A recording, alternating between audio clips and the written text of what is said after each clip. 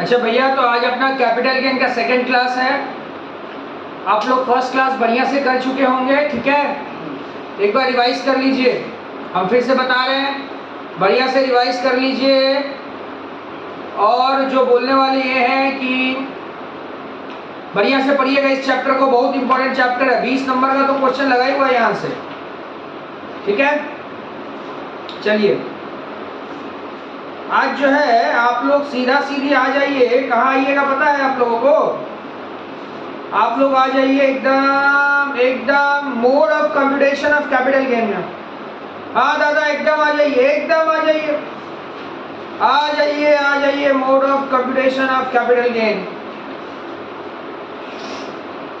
आ चुके हैं क्या? तुम्हारा कोई पेज नंबर है जो बंधु?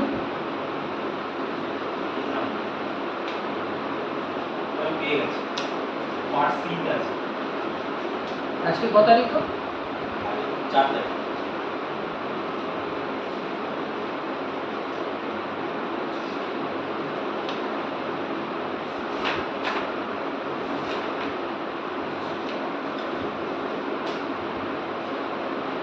चलिए देखिए part C, mode of computation of capital gain. आज हम लोग कुछ सम्स भी करेंगे। देखो, capital gain and PGBP are the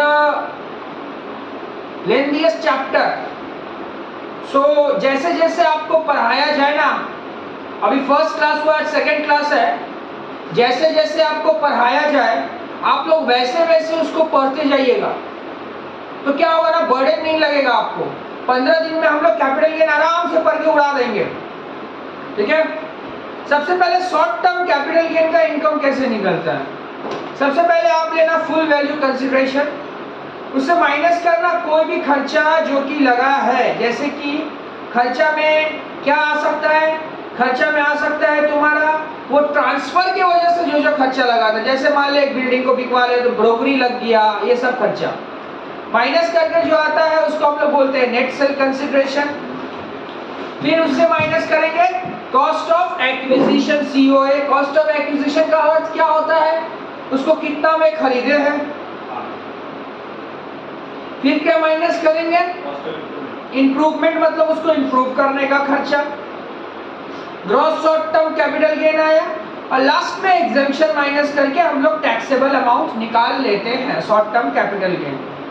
long term capital gain में सब कुछ सेम है, बस इसमें इंडेक्सेशन होता है। इंडेक्सेशन दादा, इंडेक्सेशन का अर्थ क्या है?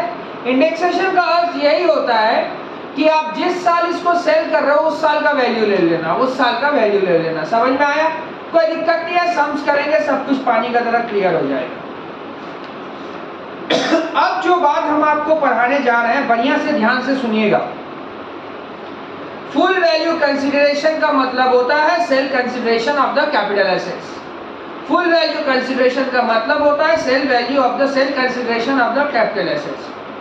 नेट कंसिडरेशन का मतलब होता है सेल कंसिडरेशन से माइनस कर दीजिए expense on transfer. Net consideration में हम लोग क्या लेते हैं? सेल कंसिडरेशन से माइनस करते हैं एक्सपेंस ऑन ट्रांसफर। अच्छा, इंडेक्स कॉस्ट ऑफ एक्विजिशन निकाला कैसे जाता है? इंडेक्स कॉस्ट ऑफ एक्विजिशन निकाला जाता है, कॉस्ट ऑफ एक्विजिशन लेते हैं, इनटू करते हैं CII, cost of improvement, cost of indexation improvement, cost of indexation माने I, फिर इंप्रूवमेंट माने I of the year of the transfer divided by cost of indexation for the first year in which assets were held by SSC, previous year 2001 to whichever is later। अब यहाँ एक खेला है, समझाएंगे। Improvement में भी वैसे ही निकालते हैं, सुन एकदम सुनेगा। Improvement done before 2001 completely ignore. 2001 के पहले अगर कोई भी इंप्रूवमेंट हुआ तो इग्नोर करना। अरे बोल, अरे बोल। 2001 के पहले अगर कोई इंप्रूवमेंट हुआ तो इग्नोर करना। 2001 के पहले कोई इंप्रूवमेंट हुआ तो इग्नोर करना। 2001 के पहले कुछ इंप्रूवमेंट हुआ तो इग्नोर करना। समझ गए दादा? समझ गए? Indexation benefit can not be provided for the period of assets hold and before 141। 141 से पहले अगर कोई एसेट्स है, मान लो बोला कि एक एसेट्स खरीदा गया 1998 में, तो इंडेक्सेशन 2001 का ठोकना। अगर 2001 से पहले कोई एसेट्स खरीदा गया है तो 2001 से पहले का इंडेक्सेशन नहीं है, इंडेक्सेशन स्टार्ट होता है 1-2 से, तो 1-2 का ही लेना। क्या हुआ था पता है, मेरा एक भाई एक इंडिविजुअल का आर्टिकल मतलब आर्टिकलशिप में था, मेरा भाई वो गया था लॉन्ग टर्म कैपिटल गेन का इनकम निकालने, ठीक है। तो उसका क्लाइंट उसको बोल रहा है कि हम एक यूटेंसिल खरीदे थे 1980 साल में। अब उस लड़का को मतलब जो आर्टिकलशिप में गया था मेरा भाई, वो कैपिटल गेन नहीं पा रहा था, वो चला गया आर्टिकलशिप में। अब उसको बोल रहा कि तुम 2001-2 का फैक्टर लेना, 1-2 का फैक्टर लेना। बेटा उसको समझ में नहीं आ रहा 1-2 का फैक्टर का बात क्यों बोलना। 1-2 का फैक्टर का बात इसलिए बोल रहा था क्योंकि 1980 में खरीदा था और 2001-2 से पहले अगर कोई एसेट्स आप खरीदते हो तो हम लोग फैक्टर लेंगे कब का, 2001-2 का। ओ भैया अभी तो आप बोले कि 1-2 से पहले कुछ रहेगा तो इग्नोर करना, इंप्रूवमेंट बोले 1-2 से पहले कुछ रहेगा तो इग्नोर करना। अगर इंप्रूवमेंट 1-2 से पहले रहेगा तो इग्नोर करना। कॉस्ट ऑफ एक्विजिशन को इग्नोर नहीं कर सकता है। कॉस्ट ऑफ एक्विजिशन जो रहेगा 1-2 से पहले, उसमें तो 1-2 वाला फैक्टर लेना। ये सब बात इसलिए बोल रहे हैं कि not only for your exam is important but for your practical life also. समझ गए दादा, समझ गए। सारा इंडेक्सेशन दिया हुआ है भैया, याद करना पड़ेगा क्या, कुछ नहीं। 22-23 का इंडेक्सेशन कितना है उज्जवल, आई थिंक 317 आप लोग भी लिख लीजिए। अच्छा 317 क्लियर है। अच्छा अब कुछ पॉइंट्स याद रखना। क्या points? The cost of acquisition of the assets is the cost for which the previous owner acquired the assets। ध्यान से, कॉस्ट ऑफ एक्विजिशन का मतलब होता है प्रीवियस ओनर जिस कॉस्ट में उसको एक्वायर किया था वही cost as increased by the cost of improvement of the assets incurred by borne by the previous owner as the case may be। ध्यान से, हम एक एसेट्स बेचे अपना भाई को 5 लाख में, मैंने उसको खरीदा था 10 लाख में, मेरा भाई बेच दिया तुमको। मेरा भाई तो हमसे 5 लाख में खरीदा लेकिन मैंने खरीदा था उसको 10 लाख में, मेरा भाई तुमको बेच दिया, तो तुम्हारे लिए कॉस्ट ऑफ एक्विजिशन क्या होगा? Previous owner. Who is your previous owner? I am your previous owner, so you are going to consider my cost, your acquisition cost। previous owner का अर्थ यही होता है। ढोल नगाड़ा बाजছে ना, ढोल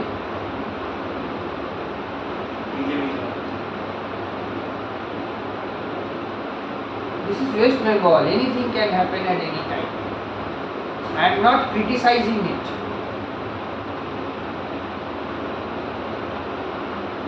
आइए पॉइंट नंबर 2 क्या बोला सुनो।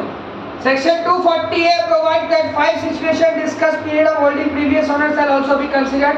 और भैया उतना नहीं बनना है। एक केस है CIT वर्सेस मंजुला सा, ये क्या बोला पता है?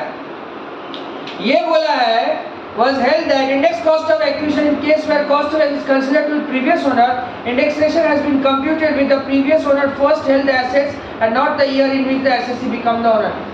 ये बोल रहा है कि हम जो मेरा एक्चुअल ओनर है उसी को पकड़ेंगे इस केस लॉ में। सम्स करेंगे तो क्लियरली समझा देंगे। जस्ट अ मिनट, एक उतारो तो।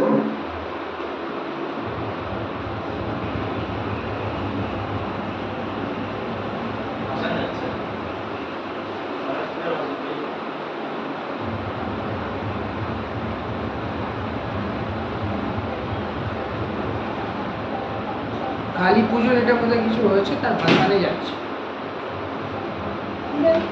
এইসবই হয়। চলো বসুন দাদা। अच्छा एडवांस रिसीव अगेंस्ट एसेट्स में क्या बोल रहा है देखो,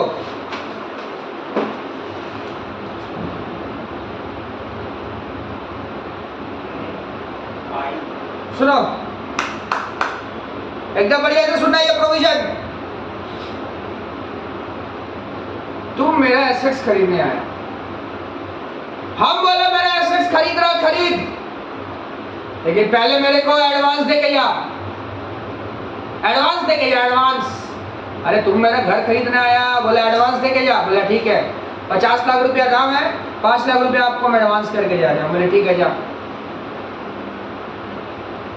अब क्या वो पता है, मेरा एडवांस का एक कंडीशन है,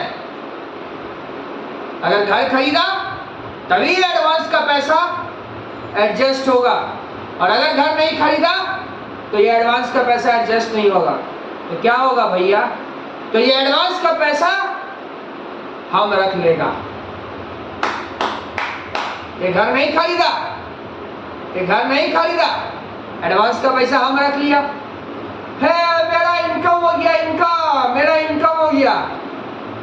सोचा है, इसलिए प्रोविजन का नाम है advance money received against assets. Advance money received against assets. तू एडवांस करके गया, तो घर नहीं खरीदा, और एडवांस पैसा मेरा हो गया। अब सवाल ये है कि इसको कौन सा हेड में डालें। इसके लिए इनकम टैक्स लॉ है। बोला देखिए 2015-16 का assessment year, I am not talking about previous year, I am talking about assessment year. If the assessment year is 15-16, then of course the previous year is going to be 14-15। तो assessment year क्या, अगर वहां लिख ले previous year 14-15, तो अगर assessment year 15-16 से prior ऐसा ड्रामा होता था, तो हम लोग क्या करते थे पता है, हम लोग क्या करते थे, हम लोग क्या करते थे पता है, हम लोग क्या करते थे पता है, जो एडवांस फॉरफीचर रहता था एसेट्स का कॉस्ट से रिड्यूस कर देते थे, एसेट्स का कॉस्ट से रिड्यूस कर देते थे 15-16 असेसमेंट ईयर के पहले। और 15-16 असेसमेंट ईयर के बाद अगर ऐसा कोई ड्रामा होता था, तो इसको हम लोग सीधा सीधी डाल देते थे अदर सोर्स में। कहाँ डाल देते थे, अदर सोर्स में। अरे 15-16 से पहले अगर इस तरह का ड्रामा होता था, तो advance money on forfeiture of capital assets will be reduced from the cost of the assets, and if it has been done after 15-16 assessment year, not previous year, assessment year 15-16 या previous year is 16-17, तो assessment year 15-16 के बाद ऐसा drama होता था, तो other source में हम लोग डाल देते थे। भैया समझ गए, समझ गए, समझ गए, समझ गए, समझ गए। तो आइए इलस्ट्रेशन 1 करते हैं चाचा, आइए जीजा इलस्ट्रेशन 1 करते हैं। आइए, Mr. X acquired a property on 8/8/1979, 1979, 7 lakh में, जिसका FMB है 10 लाख, फ्यूचर मार्केट वैल्यू है 10 लाख। अच्छा भैया फ्यूचर मार्केट वैल्यू दे दिए, इसके बारे में आप नहीं बताएं। अच्छा सॉरी, इट्स माय मिस्टेक। एक काम करिए, आप इसके ठीक ऊपर में देखिए एक नोट्स लिखा हुआ है कॉस्ट ऑफ एक्विजिशन, उसको पढ़ के तब समझ करते तो मजा आएगा। सुनिए सुनिए, cost of acquisition in the hand of the assessee shall be deemed to be the cost of the previous owner. Yes, I can understand it very easily. Adjust advance forfeiture with the cost of assets before 1 April 14. No adjustment required if forfeiture taken place after 1 April 14. सब समझ में आ गया? 11 अप्रैल 14, ठीक है। Assets purchase before 1/4/1, before 1/4/1, cost of acquisition क्या होगा? Higher cost of acquisition and FMD. अगर आपने कोई एसेट्स को 1/4/1 से पहले खरीदा है, अगर आपने कोई भी एसेट्स को 1/4/1 से पहले खरीदा है, तो वहां पर फ्यूचर मार्केट वैल्यू मतलब एफएमडी और कॉस्ट ऑफ द एसेट्स मतलब दोनों में जो हायर होगा वो लीजिएगा। 1/4/1 से पहले अगर आपने कोई एसेट्स खरीदा है, 1/4/1 से पहले अगर आपने कोई एसेट्स खरीदा है, तो कॉस्ट ऑफ द एसेट्स और एफएमडी में जो हायर है वो लीजिएगा। इतना क्यों चिल्ला रहे हैं? ताकि प्रोविजन तुम्हारा दिमाग में बैठ जाए और उसके साथ साथ ब्लड में भी डूब जाए। हम यही चाहते हैं कि उल्टी भी करो तो खून का नहीं, प्रोविजन का। हाँ, यही चाहते हैं।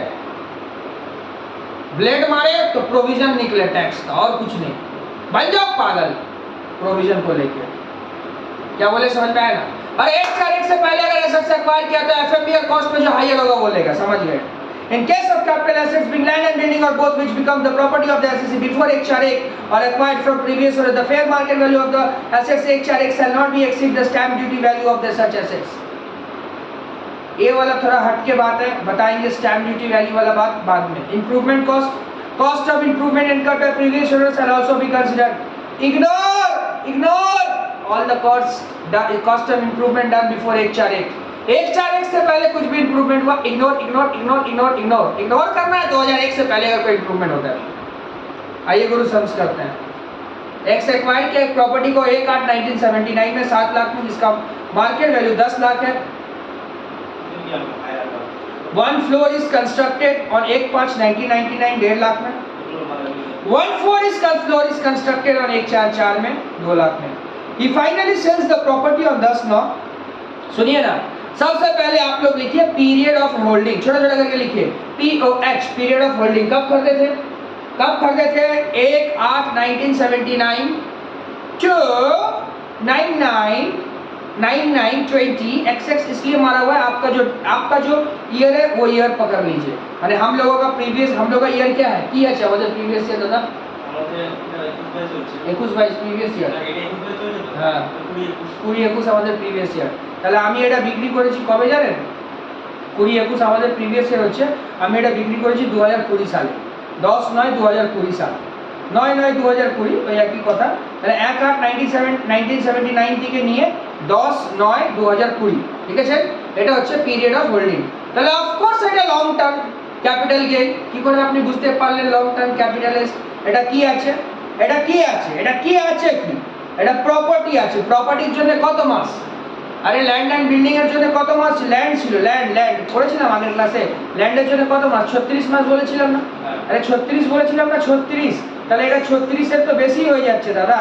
36 বলেছিলাম না? 24 সরি 24 বলেছিলাম। 24 এর বেশি হয়ে যাচ্ছে। তাহলে এটা লং টার্ম ক্যাপিটাল গেইন। চলুন লিখুন ফুল ভ্যালু কনসিডারেশন। লিখুন না ফুল ভ্যালু, দুটো অ্যামাউন্টের কলম করে নিন, দুটো অ্যামাউন্টের কলম। ফুল ভ্যালু আচ্ছা একটা করলে হবে, ছাড়ুন একটা করলে হবে।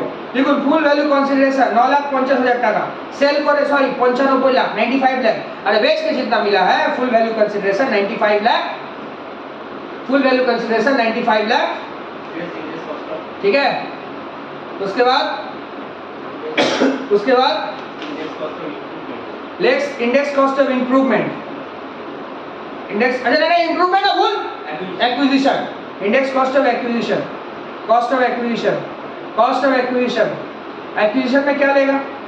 एक्विजिशन में क्या लेगा? सुनेगा गुरु। कितना में एक्वायर किया था? 1/4/1 से पहले फ्यूचर मार्केट वैल्यू 10 लाख है, खरीदे थे 7 लाख में। दोनों में आईएल कौन सा है? 10 लाख तो 10 लाख लेगा। अरे गधा अभी तो बताए 1/4/1 से पहले कुछ भी होगा, 1/4/1 से पहले कुछ भी होगा तो क्या करेंगे? फ्यूचर मार्केट वैल्यू और कॉस्ट में जो हायर होगा वही लेंगे। कॉस्ट ऑफ एक्विजिशन लिखा हुआ, ब्रैकेट देके लिख छोटा करके। Higher of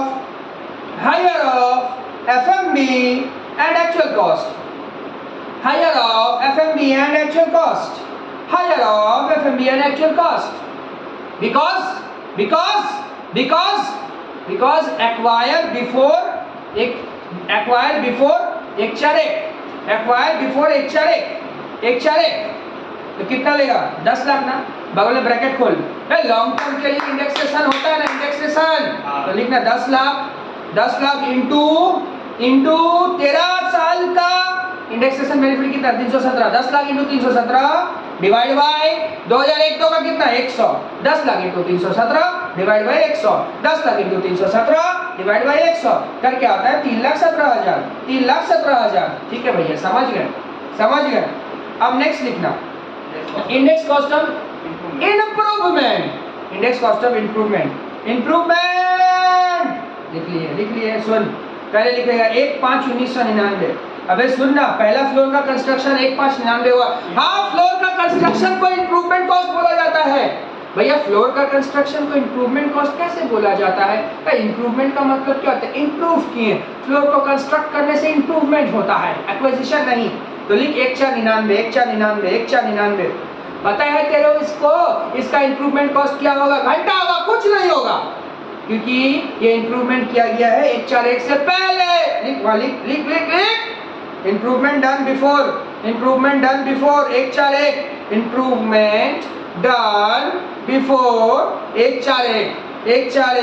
improvement done before 1/4/1 to be ignored. देखिए बाहर नील मारेगा, बाहर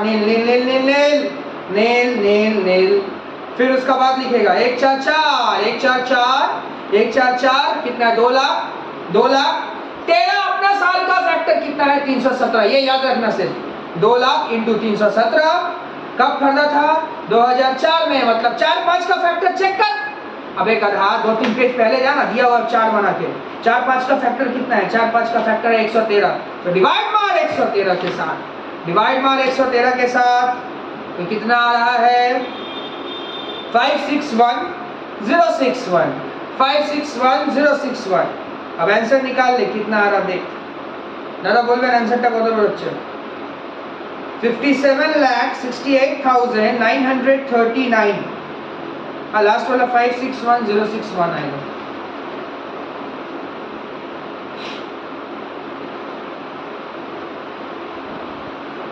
এসছে 5768,939। माइनस कर लेना, लेस बोले थे ना सब। 3,17,000 भी लेस नील 561061। देखो